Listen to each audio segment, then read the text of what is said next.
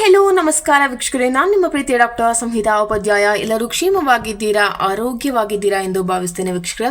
So ಖಂಡಿತವಾಗ್ಲೂ ಆರೋಗ್ಯವಾಗಿರಿ, ನಿಯಮಿತ ಆಹಾರವನ್ನು ಸೇರಿಸಿ, ನಿಯಮಿತ ವ್ಯಾಯಾಮ ನಿಮ್ಮದಾಗಿರಲಿ ಅಂತ ಹೇಳ್ತಾ ಇವತ್ತಿನ ಒಂದು ವಿಡಿಯೋನ ಸ್ಟಾರ್ಟ್ ಮಾಡೋಣ. ಅದು ಖಂಡಿತವಾಗ್ಲೂ ಆರೋಗ್ಯದ ಬಗ್ಗೆ. ಸೊ ಹೇಗೆ ಸ್ಟ್ರೋಕ್ ಬಾರದಂತೆ ತಡೆಯಬಹುದು ಅನ್ನೋದ್ರ ಬಗ್ಗೆ ಈ ಒಂದು ವಿಡಿಯೋದಲ್ಲಿ ಮಾತಾಡ್ತೇನೆ, ಓಕೆನಾ? ಸೊ ನೀವೆಲ್ಲರೂ ಕೂಡ ತಪ್ಪದೆ ಒಂದು ವಿಡಿಯೋನ ಕೊನೆ ತನಕ ಮಿಸ್ ಮಾಡ್ತೀನಿ ನೋಡಿ ಅಂತ ಹೇಳ್ತೇನೆ. ಸೊ ಈ ಒಂದು ವಿಷಯಗಳನ್ನ ಕನ್ನಡದಲ್ಲಿ ಕನ್ವರ್ಟ್ ಮಾಡಿ ಹೇಳ್ತಾ ಇದ್ದೇನೆ. ಸೊ ತುಂಬಾ ವಿಷಯಗಳು ನಿಮಗೆ ತಿಳಿದಿರಲಿ, ಯಾವುದೇ ಒಂದು ವಿಷಯವಾಗಿರಲಿ ಅದರ ಬಗ್ಗೆ ತಿಳ್ಕೊಳ್ಳೋಕೆ ಟ್ರೈ ಮಾಡಿ ಅಂತ ಹೇಳ್ತಾ ಇವತ್ತಿನ ಒಂದು ವಿಡಿಯೋನ ಫಟ್ ಅಂತ ಸ್ಟಾರ್ಟ್ ಮಾಡೋಣ. ಅದಕ್ಕಿಂತ ಮುಂಚೆ ನೀವು ಇನ್ನೂ ಕೂಡ ನನ್ನ ಚಾನಲ್ಗೆ ಸಬ್ಸ್ಕ್ರೈಬ್ ಆಗದೆ ನೋಡ್ತಾ ಇದ್ದೀರಾ, ಹಾಗಿದ್ರೆ ಪ್ಲೀಸ್ ಸಬ್ಸ್ಕ್ರೈಬ್ ಆಗಿ, ಲೈಕ್ ಮಾಡಿ, ಸಪೋರ್ಟ್ ಮಾಡಿ, ಹಾಗೆ ಕಮೆಂಟ್ ಕೂಡ ಮಾಡಿ ಅಂತ ಹೇಳ್ತಾ ಫಟ್ ಅಂತ ವಿಡಿಯೋಗೆ ಹೋಗೋಣ ವೀಕ್ಷಕರೇ. ಸೊ ಹಾಗಿದ್ರೆ ವಾಟ್ ಇಸ್ ದಸ್ ಸ್ಟ್ರೋಕ್ ಅಂತ ನಿಮಗೆ ಗೊತ್ತೇ ಇದೆ. ಸೊ ತುಂಬ ಜನ ಕೇಳಿರ್ತೀರಾ ಈ ಸ್ಟ್ರೋಕ್ ಬರೋದು, ಕೈಗೆ ಸ್ಟ್ರೋಕ್ ಬರೋದು, ಕೈ ಒಂದು ಭಾಗಕ್ಕೆ ಅಥವಾ ಪಾರ್ಶ್ವವಾಯು ಅಂತ ಕೂಡ ಹೇಳ್ತಾರೆ. ಸೊ ಕೈಯ ಒಂದು ಅರ್ಧ ಭಾಗ ಪಾರ್ಶ್ವವಾಯುಗೆ ಒಳಪಟ್ಟಿರುವಂಥದ್ದು ನೀವು ಕೇಳ್ಪಟ್ಟಿರ್ತೀರ ಅಲ್ವಾ? ಸೊ ಹಾಗಾಗಿ ಸ್ಟ್ರೋಕ್ ಅನ್ನೋದು ಅಂತ ಹೇಳಿದ್ರೆ ಅದು ಖಂಡಿತವಾಗ್ಲೂ ಒಂದು ಏನು ಹೇಳ್ತೀರಾ, ಅದು ಸಿಂಪಲ್ ಆಗಿ ತಗೊಳ್ಳುವಾಗೆ ಇಲ್ಲ. ಬಿಕಾಸ್ ಯಾಕಪ್ಪ ಅಂತ ಹೇಳಿದ್ರೆ ನಿಮ್ಮ ಇಡೀ ದಿನದ ಒಂದು ಕ್ರಿಯೆಯನ್ನು ಅದು ಸ್ಟಾಪ್ ಮಾಡುತ್ತೆ ಅನ್ನೋದ್ರ ಬಗ್ಗೆ ನಿಮ್ಗೆ ಗೊತ್ತಿರಬೇಕು, ಓಕೆನಾ? ಸೊ ಹೇಗೆ ಈ ಒಂದು ಸ್ಟ್ರೋಕ್ ಬಾರದಂತೆ ತಡೆಯಬಹುದು ಅನ್ನೋದ್ರ ಬಗ್ಗೆ ಈ ಒಂದು ವಿಡಿಯೋದಲ್ಲಿ ಹೇಳ್ತೇನೆ. ಸೊ ಇಲ್ಲಿದೆ ನನ್ನ ಒಂದು ಟಿಪ್ಸ್. ಸೊ ಉಪ್ಪನ್ನು ಕಡಿಮೆ ಮಾಡುವುದು, ಹೆಚ್ಚು ನೀರು ಕುಡಿಯುವುದು ಮತ್ತು ಜಂಕ್ ಫುಡ್ ಅನ್ನು ತಪ್ಪಿಸುವಂಥ ಸಣ್ಣ ಬದಲಾವಣೆಗಳನ್ನು ಸಹ ದೀರ್ಘಾವಧಿಯಲ್ಲಿ ಪಾರ್ಶ್ವವಾಯುವನ್ನು ತಡೆಯಲು ಸಹಾಯ ಮಾಡುತ್ತೆ. ಸೊ ಎಲ್ಲರೂ ಕೂಡ ಉಪ್ಪನ್ನು ತುಂಬ ತಿಂತಾ ಇದ್ದೀರಾ, ಕಮ್ಮಿ ಮಾಡ್ಕೊಳ್ಳಿ ಅಂತ ಹೇಳ್ತೇನೆ. ಹಾಗೆ ಹೆಚ್ಚು ನೀರನ್ನು ಕುಡಿಯುವ ಅಭ್ಯಾಸವನ್ನು ಇಟ್ಕೊಳ್ಳಿ. ಹಾಗೆ ಜಂಕ್ ಫುಡ್ ನಿಮ್ಮ ಮಕ್ಕಳಿಗೆ ಆಗಾಗ ತೆಗೆದುಕೊಡ್ತಾ ಇದ್ದೀರಾ, ಖಂಡಿತವಾಗ್ಲೂ ಅದನ್ನು ಕೂಡ ಸ್ಟಾಪ್ ಮಾಡ್ಕೊಳ್ಳಿ. ಮನೆಯಲ್ಲಿಯೇ ಸ್ವಾದಿಷ್ಟವಾದ ಅಡುಗೆಗಳನ್ನ ನಿಮಗೆ ಮಾಡಿಕೊಡ್ಬೋದು. ಸೊ ಒಂದು ಮಟ್ಟಕ್ಕೆ ನಿಮಗೆ ಒಳ್ಳೆಯ ಆಹಾರವನ್ನು ಕೊಡ್ಬೋದು ಅಲ್ವಾ?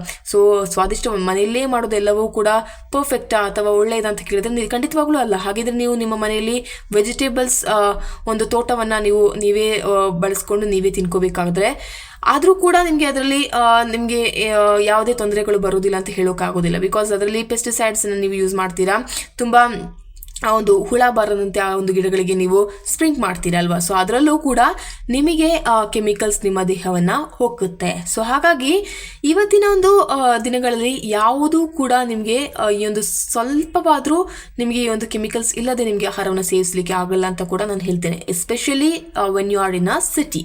ಸೊ ನೀವು ಸಿಟಿಯಲ್ಲಿ ಇದ್ದರೆ ಖಂಡಿತವಾಗ್ಲೂ ನನಗೆ ಇಂತಹದೇ ಫ್ರೆಶ್ ತರಕಾರಿಗಳನ್ನ ಬೇಕು ಅಂತ ಹೇಳಿದ್ರೆ ಖಂಡಿತವಾಗ್ಲೂ ನಿಮಗೆ ಸಿಗೋದಿಲ್ಲ ಅಲ್ವಾ? ಸೊ ಹಾಗಾಗಿ ಒಂದು ಮಟ್ಟಕ್ಕೆ ನಿಮ್ಮ ಜೀವನ ಶೈಲಿನ ನಿಮಗೆ ಚೇಂಜ್ ಮಾಡ್ಕೋಬಹುದು ಅಂತ ಹೇಳ್ತೇನೆ, ಓಕೆನಾ? ಸೊ ಭಾರತದಲ್ಲಿ ಸಾವು ಮತ್ತು ಅಂಗವೈಕಲ್ಯಕ್ಕೆ ಪಾರ್ಶ್ವವಾಯು ಪ್ರಮುಖ ಕಾರಣಗಳಲ್ಲಿ ಒಂದಾಗಿದೆ. ಮೆದುಳಿಗೆ ರಕ್ತದ ಹರಿವು ನಿರ್ಬಂಧಿಸಿದಾಗ ಅಥವಾ ರಕ್ತನಾಳ ಒಡೆದು ಮೆದುಳಿಗೆ ಹಾನಿಯಾದಾಗ ಪಾರ್ಶ್ವವಾಯು ಸಂಭವಿಸುತ್ತೆ. ಸೊ ಹೃದಯ, ರಕ್ತನಾಳಗಳು ಮತ್ತು ದೈನಂದಿನ ಜೀವನ ಶೈಲಿಯ ಅಭ್ಯಾಸಗಳ ಆರೋಗ್ಯದಿಂದ ಪ್ರಾರಂಭವಾಗುವುದರಿಂದ ಪಾರ್ಶ್ವವಾಯು ಕೇವಲ ಮೆದುಳಿನ ಸಮಸ್ಯೆ ಇಲ್ಲ ಎಂದು ಅನೇಕ ಜನರಿಗೆ ತಿಳಿದಿಲ್ಲ. ಸೊ ನಿಮ್ಮ ಹೃದಯವನ್ನು ನೋಡಿಕೊಳ್ಳುವುದು, ಹೆಚ್ಚು ಒತ್ತಡವನ್ನು ಕೊಡದೇ ಇರುವುದು, ಸೊ ನಿಮ್ಮ ಹೃದಯವನ್ನು ನೋಡಿಕೊಳ್ಳುವ ಮೂಲಕ, ಸರಿಯಾಗಿ ತಿನ್ನುವ ಮೂಲಕ ಮತ್ತು ಕರೆಕ್ಟ್ ಟೈಮಿಗೆ ನೀವು ಆ ಒಂದು ಊಟವನ್ನು ಮಾಡೋದ್ರ ಮೂಲಕ, ಆರೋಗ್ಯಕರವಾಗಿ ಬದುಕುವ ಮೂಲಕ ಪಾರ್ಶ್ವವಾಯು ಸಂಭವಿಸುವ ಮೊದಲು ಅದರ ಅಪಾಯವನ್ನು ಕಡಿಮೆ ಮಾಡಬಹುದು ಅಂತ ಹೇಳ್ತೇನೆ. ಸೊ ನಾನು ಆಗಲೇ ಹೇಳಿದಾಗೆ ನಿಮ್ಮ ಆಹಾರದ ಒಂದು ಚಟುವಟಿಕೆಯಲ್ಲಿ ಆದಷ್ಟು ಉಪ್ಪನ್ನು ಕಡಿಮೆ ಮಾಡಿಕೊಳ್ಳಿ. ಹಾಗೆ ಹೆಚ್ಚಿನ ಮಟ್ಟದ ನೀರನ್ನು ಕುದಿಸಿ ಆರಿಸಿ ಕುಡಿಯುವ ಒಂದು ಅಭ್ಯಾಸವನ್ನು ಇಟ್ಕೊಳ್ಳಿ. ಹಾಗೆ ಈ ಒಂದು ಹೊಳೆಗಳಲ್ಲಿ ಆಗಿರಲಿ, ಈ ಒಂದು ಸ್ವಲ್ಪ ಕೊಳಕು ಹಿಡಿದ ಪ್ರದೇಶಗಳಲ್ಲಿ ಆಟವಾಡೋದನ್ನು, ಮಕ್ಕಳನ್ನ ಆಟವಾಡಲಿಕ್ಕೆ ಬಿಡೋದನ್ನೆಲ್ಲ ನಿಲ್ಲಿಸಿ. ಹಾಗೆ ಎಲ್ಲ ಒಂದು ವಿಷಯಗಳಲ್ಲಿ ನಿಮ್ಮ ಗಮನವನ್ನು ಇಟ್ಕೊಳ್ಳಿ ಅಂತ ಹೇಳ್ತೇನೆ. ಸೊ ಹೃದಯ ಮತ್ತು ಮೆದುಳಿನ ಸಂಬಂಧ ಏನು ಅಂತ ಕೇಳ್ತೀರಾ? ಖಂಡಿತವಾಗ್ಲೂ ಸ್ಟ್ರೋಕ್ ಅಂತ ಹೇಳಿದ್ದು ಅದು ಖಂಡಿತವಾಗ್ಲೂ ಹೃದಯಕ್ಕೆ ಸಂಬಂಧಪಟ್ಟು ಅಂತ ಹೇಳಿದ್ರೆ ಖಂಡಿತವಾಗ್ಲೂ ಅಲ್ಲ, ಅದು ಮೆದುಳಿಗೆ ಸಂಬಂಧಪಟ್ಟವು ಕೂಡ. ಆ ಒಂದು ಮೆದುಳು ಹಾಗೂ ಹೃದಯಕ್ಕೆ ಬಹುಮುಖ್ಯವಾಗಿ ಸಂಬಂಧಪಟ್ಟ ಒಂದು ಕಾಯಿಲೆ ಆಗಿದೆ. ಸೊ ಹೃದಯ ಮತ್ತು ಮೆದುಳು ನಿಕಟ ಸಂಬಂಧ ಹೊಂದಿವೆ ಮತ್ತು ಒಂದರ ಮೇಲೆ ಪರಿಣಾಮ ಬೀರುವ ವಿಷಯಗಳನ್ನು ಹೆಚ್ಚಾಗಿ ಇನ್ನೊಂದರ ಮೇಲೆ ಪರಿಣಾಮ ಬೀರುತ್ತೆ. ಸೊ ನಿಮ್ಮ ಹೃದಯಕ್ಕೆ ಏನಾದರೂ ಆದರೂ ಕೂಡ ಅದು ಮೆದುಳಿಗೆ ಹೆಚ್ಚಾಗಿ ಪರಿಣಾಮ ಬೀರುತ್ತೆ, ಮೆದುಳಿಗೆ ಏನಾದರೂ ಆದರೂ ಕೂಡ ಅದು ಹೃದಯಕ್ಕೂ ಕೂಡ ಹೆಚ್ಚಾಗಿ ಪರಿಣಾಮವನ್ನು ಬೀರಿದೆ. ಹಾಗಾಗಿ ಇದು ಎರಡೂ ಕೂಡ ಅವಲಂಬಿತವಾಗಿದೆ ಅಂತ ಕೂಡ ಹೇಳ್ಬೋದು. ಸೊ ಅಧಿಕ ರಕ್ತದೊತ್ತಡ, ಅಧಿಕ ಕೊಲೆಸ್ಟ್ರಾಲ್, ಮಧುಮೇಹ ಮತ್ತು ಅನಿಯಮಿತ ಹೃದಯ ಬಡಿತ ಪಾರ್ಶ್ವವಾಯು ಅಪಾಯವನ್ನು ಹೆಚ್ಚಿಸುವ ಪ್ರಮುಖ ಹೃದಯದ ಸಮಸ್ಯೆಗಳಾಗಿವೆ ಅಂತ ಹೇಳ್ಬೋದು. ಸೊ ಪಾರ್ಶ್ವವಾಯು ಅಂತ ಹೇಳಿದ್ರೆ ಸ್ಟ್ರೋಕ್, ಸೊ ನಿಮಗೆ ಗೊತ್ತೇ ಇದೆ. ಸೊ ಕೊಲೆಸ್ಟ್ರಾಲ್ ಹೆಚ್ಚಾದರೂ ಕೂಡ ನಿಮ್ಮ ಹೃದಯದಲ್ಲಿ ಬ್ಲಾಕೇಜ್ ಆಗುತ್ತೆ. ಹಾಗೆ ರಕ್ತದೊತ್ತಡ ಹೆಚ್ಚಾಗುತ್ತೆ ಅಥವಾ ಕಮ್ಮಿ ಆಗುತ್ತೆ. ಸೊ ಇದರಿಂದ ಮಧುಮೇಹ ರೋಗ ಇದ್ದವರಿಗೆ ಇನ್ನಷ್ಟು ಅದು ಒಂದು ಗಂಭೀರ ಪರಿಣಾಮವನ್ನು ಬೀರುತ್ತೆ. ಇದರಿಂದ ಪಾರ್ಶ್ವವಾಯು ಉಂಟಾಗುತ್ತೆ. ಇದರಿಂದ ಈ ಒಂದು ಪಾರ್ಶ್ವವಾಯುವಿನ ಪರಿಣಾಮ ಹೆಚ್ಚಾಗಿದ್ರೆ ಸಾವು ಕೂಡ ಸಂಭವಿಸಬಹುದು. ಸೊ ರಕ್ತದೊತ್ತಡ ಹೆಚ್ಚಾದಾಗ ಅದು ಮೆದುಳಿನಲ್ಲಿ ಮೆದುಳಿನಲ್ಲಿರುವ ರಕ್ತನಾಳಗಳ ಮೇಲೆ ಹೆಚ್ಚುವರಿ ಒತ್ತಡವನ್ನು ಬೀರುತ್ತೆ. ಇದು ಅವುಗಳನ್ನು ಸಿಡಿಯಲು ಅಥವಾ ನಿರ್ಬಂಧಿಸಲು ಕಾರಣವಾದಾಗ ಅನಿಯಂತ್ರಿತ ಮಧುಮೇಹವು ರಕ್ತನಾಳಗಳನ್ನು ಹಾನಿಗೊಳಿಸುತ್ತದೆ ಮತ್ತು ರಕ್ತ ದಪ್ಪವಾಗಿಸುತ್ತದೆ. ಇದು ಹೆಪ್ಪುಗಟ್ಟುವಿಕೆಗೆ ಕಾರಣವಾಗುತ್ತೆ. ಹೃತ್ಕರ್ಣ ಕಂಪನದಂತಹ ಹೃದಯ ಲಯದ ಸಮಸ್ಯೆಗಳು ರಕ್ತ ಹೆಪ್ಪುಗಟ್ಟುವಿಕೆಗೆ, ಹೃದಯದಿಂದ ಮೆದುಳಿಗೆ ಪ್ರಯಾಣಿಸಲು ಮತ್ತು ರಕ್ತದ ಹರಿವನ್ನು ನಿರ್ಬಂಧಿಸಲು ಕಾರಣವಾಗಬಹುದು. ನಿಯಮಿತ ಹೃದಯ ತಪಾಸಣೆ, ರಕ್ತದೊತ್ತಡ ಮೇಲ್ವಿಚಾರಣೆ ಮತ್ತು ಹೃದಯ ಸಮಸ್ಯೆಗಳ ಆರಂಭಿಕ ಚಿಕಿತ್ಸೆಯು ಪಾರ್ಶ್ವವಾಯು ತಡೆಗಟ್ಟುವಲ್ಲಿ ಬಹಳ ಸಹಾಯ ಮಾಡುತ್ತೆ. ಸೊ ಇದಕ್ಕೆ ನೀವು ಮಾಡಬೇಕಾಗಿದ್ದು ಏನಪ್ಪ ಅಂತ ಹೇಳಿದ್ರೆ, first of all the first most thing is ವ್ಯಾಯಾಮ, ಎಕ್ಸಸೈಸ್ ಅಂತ ಹೇಳ್ತೇನೆ. ಓಕೆನಾ? ಸೊ ಇದು ವ್ಯಾಯಾಮ ಅಂತ ಹೇಳಿದ್ರೆ ಎಕ್ಸಸೈಸ್ ಆದರೂ ಪರವಾಗಿಲ್ಲ, ಅಥವಾ ಯೋಗವನ್ನಾದರೂ ಮಾಡ್ಕೊಳ್ಳಿ.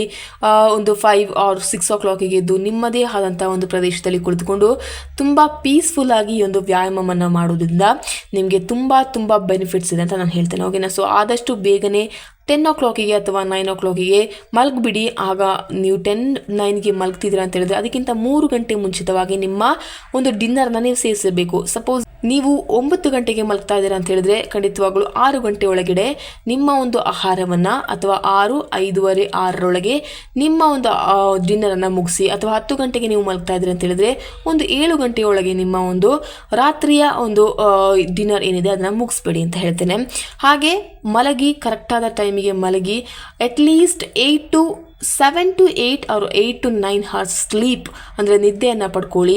ನಂತರ ಬೇಗನೆ ಎದ್ದು ಈ ಒಂದು ವ್ಯಾಯಾಮವನ್ನು ಮಾಡಿ ನೋಡಿ. ನಿಮ್ಮ ಲೈಫ್ನಲ್ಲಿ ಆದಂತಹ ಬದಲಾವಣೆಗಳನ್ನ ನೀವೇ ಹೇಳ್ಕೋತೀರಾ ಅಂತ ಹೇಳ್ತೇನೆ. ಸೊ ಹಾಗಾಗಿ ವ್ಯಾಯಾಮ ಅತಿ ಮುಖ್ಯ ಅಂತ ಹೇಳ್ತೇನೆ. ದೈಹಿಕ ಚಟುವಟಿಕೆಯು ಪಾರ್ಶ್ವವಾಯುವಿನಿಂದ ಪಾರಾಗಲು ಪ್ರಮುಖ ಪಾತ್ರವನ್ನು ವಹಿಸುತ್ತೆ.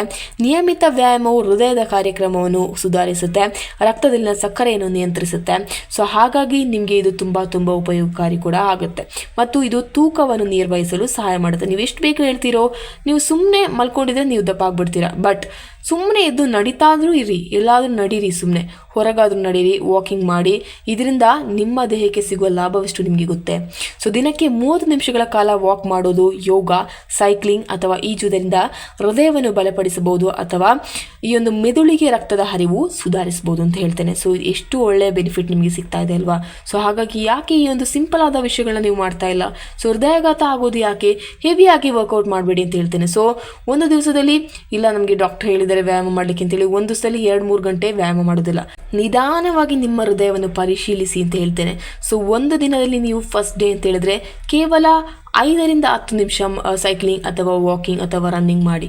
ನೆಕ್ಸ್ಟ್ ಡೇ ಅಥವಾ 1 ವೀಕ್ 2 ವೀಕ್ ಆದಮೇಲೆ ಅದರ ಒಂದು ಸಮಯವನ್ನು ಹೆಚ್ಚಿಸಿ. ಅಂದರೆ 10 ನಿಮಿಷವಿದ್ದದ್ದು 20 ನಿಮಿಷ ಮಾಡ್ಕೊಳ್ಳಿ, ಅಥವಾ 20 ನಿಮಿಷದಿಂದ 30 ನಿಮಿಷ ಮಾಡ್ಕೊಳ್ಳಿ. ಹೀಗೆ ನಿಮ್ಮ ಹೃದಯವನ್ನು, ಈಗ ಯಾವುದಾದೊಂದು ವಸ್ತುವನ್ನು ನೀವು ಕಲಿಬೇಕು, ಅಥವಾ ಒಂದು ಪುಟ್ಟ ಮಗುವಿಗೆ ನೀವು ಯಾವುದಾದೊಂದು ವಸ್ತುವನ್ನು ಕಲಿಬೇಕು ಅಂತ ಹೇಳಿದ್ರೆ ಎಟ್ ಅ ಟೈಮ್ ಒಂದು ದಿನದಲ್ಲಿ ಅದಕ್ಕೆ ಇಂಗ್ಲೀಷ್ ಲೆಟರ್ಸ್, ಹಿಂದಿ ಲೆಟರ್ಸ್, ಹಾಗೆ ಕನ್ನಡ ಲೆಟರ್ಸ್ ಹೇಳ್ಕೊಟ್ರೆ ಅದು ಕಲೀಲಿಕ್ಕೆ ಆಗುತ್ತಾ? ಸಾಧ್ಯವಾಗುತ್ತಾ? ಖಂಡಿತವಾಗ್ಲೂ ಇಲ್ಲ. ನೀವು ಅದರ ಒಂದು ಬೇಸಿಕನ್ನು ಕಲಿತಾ ಬರಬೇಕಾಗುತ್ತೆ. ಒಂದೇ ಸಲಕ್ಕೆ ಭಾರವಾಗಲಿಕ್ಕೆ ಆ ಒಂದು ಮಗುವಿನಲ್ಲಿ ಒಂದು ಬೆಳವಣಿಗೆ ಹಂತದಲ್ಲಿ ನೀವು ಎಲ್ಲ ಒಂದು ಅಕ್ಷರಗಳನ್ನ ಅದರ ತಲೆಯಲ್ಲಿ ತುಂಬಿಸ್ಲಿಕ್ಕೆ ಆಗೋದಿಲ್ಲ ಅಲ್ವಾ? ಹಾಗೆಯೇ ಹೃದಯಕ್ಕೂ ಕೂಡ ನೀವು ಒಂದೇ ಸಮನೆ ಭಾರವನ್ನು ತೆಗೆದು ಹಾಕುವ ಹಾಗೆ ಇಲ್ಲ. ಸೊ ಒಂದು ದಿನದಿಂದ ದಿನಕ್ಕೆ ಅದರ ಒಂದು ಪರಿಶೀಲನೆ ಮಟ್ಟವನ್ನು ನೀವು ತಿಳ್ಕೊಬೇಕಾಗತ್ತೆ ಅಂತ ಹೇಳ್ತೇನೆ. ಸೊ ದಿನದಿಂದ ದಿನಕ್ಕೆ ಟೈಮಿಂಗ್ಸ್ನ ಹೆಚ್ಚಿಸ್ತಾ ನಿಮ್ಮ ಒಂದು ವ್ಯಾಯಾಮ ಮಾಡಿ. ಒಂದೇ ದಿನಕ್ಕೆ ಹೆಚ್ಚು ಪುಷಪ್ಸ್ ಮಾಡೋದು ಅಥವಾ ಹೆಚ್ಚು ವ್ಯಾಯಾಮವನ್ನು ಮಾಡೋದು ಕೂಡ ಸರಿಯಲ್ಲ. ಓಕೆನಾ?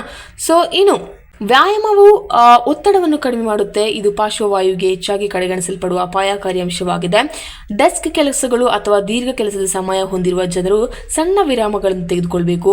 ಅದೇ ನಾನು ಹೇಳಿದೆ, ತುಂಬ ವ್ಯಾಯಾಮ ಮಾಡಿ ಅಂತೇಳಿ 3-4 ಗಂಟೆ ವ್ಯಾಯಾಮ ಮಾಡಿದ್ರೂ ಕೂಡ ತಪ್ಪೇ. ಸ್ಟ್ರೆಚ್ ಮಾಡಬೇಕು ಅಂತ ಇದೆ ನಿಮ್ಮ ಬಾಡಿಯಲ್ಲಿ, ಮತ್ತು ದಿನವಿಡೀ ಸಕ್ರಿಯವಾಗಿರಿ. ಅದರಿಂದ ನಿಮ್ಮ ಒಂದು ಹೃದಯದಲ್ಲಿ ರಕ್ತ ಪರಿಚಲನೆ ಏನಿದೆ, ರಕ್ತ ಸಂಚಲನವಿದೆ, ಇದು ಸರಿಸಮವಾಗಿರುತ್ತೆ. ನೆಕ್ಸ್ಟ್, ಆರೋಗ್ಯಕರ ಆಹಾರ. ಸೊ ಇದು ಎಲ್ಲ ವಿಡಿಯೋಗಳಲ್ಲಿ ಹೇಳ್ತಾ ಬರ್ತಾ ಇದ್ದೇನೆ. ಆರೋಗ್ಯಕರ ಆಹಾರವು ಹೃದಯ ಮತ್ತು ಮೆದುಳು ಎರಡನ್ನು ಆರೋಗ್ಯವಾಗಿಡುವಲ್ಲಿ ಪ್ರಮುಖ ಪಾತ್ರ ವಹಿಸುತ್ತೆ. ನೀವು ಪ್ರತಿದಿನ ತಿನ್ನುವುದು ಮತ್ತು ನಿಮ್ಮ ರಕ್ತನಾಳಗಳನ್ನು ರಕ್ಷಿಸಬಹುದು ಅಥವಾ ಹಾನಿಗೊಳಿಸಬಹುದು. ಹಣ್ಣುಗಳು, ತರಕಾರಿಯ ಧಾನ್ಯಗಳು ಮತ್ತು ಕಡಿಮೆ ಕೊಬ್ಬಿನ ಪ್ರೋಟೀನ್ಗಳಲ್ಲಿ ಸಮೃದ್ಧವಾಗಿರುವ ಆಹಾರವು ಕೊಲೆಸ್ಟ್ರಾಲ್ ಅನ್ನು ಕಡಿಮೆ ಮಾಡಲು ಮತ್ತು ಆರೋಗ್ಯಕರ ರಕ್ತದೊತ್ತಡವನ್ನು ಕಾಪಾಡಿಕೊಳ್ಳಲು ಸಹಾಯ ಮಾಡುತ್ತೆ. ಮೀನು, ಒಮೆಗಾ 3, ವಾಲ್ನಟ್ಸ್ ಮತ್ತು ಅಗಸೆ ಬೀಜಗಳಂತಹ ಒಮೆಗಾ 3 ಕೊಬ್ಬಿನ ಆಮ್ಲಗಳನ್ನು ಸಮೃದ್ಧವಾಗಿರುವ ಆಹಾರಗಳು ಹೃದಯವನ್ನು ಹೃದಯವನ್ನು ರಕ್ಷಿಸುತ್ತದೆ ಮತ್ತು ರಕ್ತನಾಳಗಳಲ್ಲಿ ಉರಿಯೂತವನ್ನು ಕಡಿಮೆ ಮಾಡುತ್ತೆ. ಹೆಚ್ಚು ಸೋಡಿಯಂ ರಕ್ತದೊತ್ತಡವನ್ನು ಹೆಚ್ಚಿಸುವುದರಿಂದ ಉಪ್ಪನ್ನು ನೀವು ಸೀಮಿತಗೊಳಿಸಬೇಕಾಗುತ್ತೆ. ಇನ್ನು ಇದೆರಡಾಯಿತು. ಇದೆರಡು ಎಲ್ಲರಿಗೂ ಕೂಡ ಮಾಡುವಂಥದ್ದೇ. ಇನ್ನು ಮೇನ್ ಏನಪ್ಪ ಅಂತ ಹೇಳಿದ್ರೆ ಧೂಮಪಾನ ಮತ್ತು ಮದ್ಯಪಾನ, ಸ್ಮೋಕಿಂಗ್ ಆ್ಯಂಡ್ ಡ್ರಿಂಕಿಂಗ್. ಓಕೆನಾ. ಸೊ ಧೂಮಪಾನ ಮತ್ತು ಮದ್ಯಪಾನವು ಹೃದಯ ಮತ್ತು ಮೆದುಳಿಗೆ ಎರಡು ಪ್ರಮುಖ ಶತ್ರುಗಳಾಗಿವೆ. ಧೂಮಪಾನವು ರಕ್ತನಾಳಗಳ ಗೋಡೆಗಳನ್ನು ಹಾನಿಗೊಳಿಸುತ್ತದೆ ಮತ್ತು ರಕ್ತ ದಪ್ಪವಾಗಿಸುತ್ತದೆ, ಹೆಪ್ಪುಗಟ್ಟುವಿಕೆಯ ಸಾಧ್ಯತೆಗಳನ್ನು ಕೂಡ ಹೊಂದಿದೆ. ಸೊ ಹಾಗಾಗಿ ಇದು ಹೆಚ್ಚು ಸಾಧ್ಯತೆ ಈ ಒಂದು ಮೆದುಳು ಸ್ಟ್ರೋಕ್ ಅಥವಾ ಈ ಒಂದು ರಕ್ತದ ಹೃದಯಾಘಾತವಾಗಲಿಕ್ಕೆ ಮೈನ್ ರೀಸನ್ ಅಂತ ಕೂಡ ಹೇಳ್ಬೋದು, ಧೂಮಪಾನ ಮತ್ತು ಮದ್ಯಪಾನ. ಓಕೆನಾ. ಸೊ ಇದು ಆದಷ್ಟು ಕಡಿಮೆ ಮಾಡ್ಕೊಳ್ಳಿ. ಮದ್ಯಪಾನವನ್ನು ಅತಿಯಾಗಿ ಸೇವಿಸಿದಾಗ ರಕ್ತದೊತ್ತಡವನ್ನು ಹೆಚ್ಚಿಸುತ್ತೆ ಮತ್ತು ಹೃದಯ ಸ್ನಾಯುವನ್ನು ದುರ್ಬಲಗೊಳಿಸುತ್ತದೆ. ಧೂಮಪಾನವನ್ನು ತ್ಯಜಿಸುವುದು ಮತ್ತು ಮದ್ಯಪಾನವನ್ನು ಮಿತಗೊಳಿಸುವುದು ಪಾರ್ಶ್ವವಾಯುವಿನಿಂದ ತಮ್ಮನ್ನು ರಕ್ಷಿಸಿಕೊಳ್ಳಲು ಅತ್ಯುತ್ತಮ ನಿರ್ಧಾರವಾಗಿದೆ ಅಂತ ಕೂಡ ಹೇಳ್ತೇನೆ. ಓಕೆನಾ. ಸೊ ಯಾರೆಲ್ಲ ಧೂಮಪಾನ ಮಾಡ್ತಿದ್ದೀರಾ ಖಂಡಿತವಾಗ್ಲೂ ನೀವು ಇವತ್ತೇ ಸ್ಟಾಪ್ ಮಾಡಬೇಕಾಗಿದ್ದು ಈ ಒಂದು ಧೂಮಪಾನ. ಇನ್ನು ಮದ್ಯಪಾನ ನೀವು ಮಿತಗೊಳಿಸ್ಬೋದು. ಯಾವಾಗಾದ್ರೂ ನಿಮಗೆ ಎಲ್ಲವನ್ನು ಬಿಟ್ಟು ಮನುಷ್ಯರಿಗೆ ಬದುಕಲಿಕ್ಕೆ ಆಗೋದಿಲ್ಲ ಅಲ್ವಾ. ಸೊ ಹಾಗಾಗಿ ಅಟ್ಲೀಸ್ಟ್ ಅದನ್ನು ಕಮ್ಮಿ ಮಾಡಿ, ವೀಕ್ಲಿ ಅಥವಾ ಮಂತ್ಲಿ ಒನ್ಸ್ ತಗೊಳ್ಳೋ ಹಾಗೆ ಮಾಡ್ಕೊಳ್ಳಿ ಅಂತ ಹೇಳ್ತೇನೆ. ಓಕೆನಾ. ಸೊ ಇದರಿಂದ ಎಲ್ಲದರಿಂದ ನಿಮ್ಮ ಒಂದು ಸ್ಟ್ರೋಕ್ ಚಾನ್ಸಸ್ನ ಕಡಿಮೆ ಮಾಡ್ಕೋಬೋದು, ಒಂದು ಹೆಲ್ದಿ ಬಾಡಿಯನ್ನು ನಿಮಗೆ ಪುನಃ ಪಡ್ಕೋಬೋದು ಅಂತ ಹೇಳ್ತೇನೆ. ಓಕೆನಾ.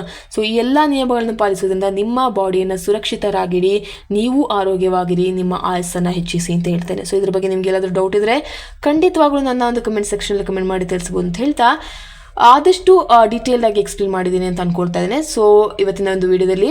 ಸೊ ಹಾಗಾಗಿ see you until then, it's me doctor Samhita Upadhyaya. ಧನ್ಯವಾದಗಳು. Thank you.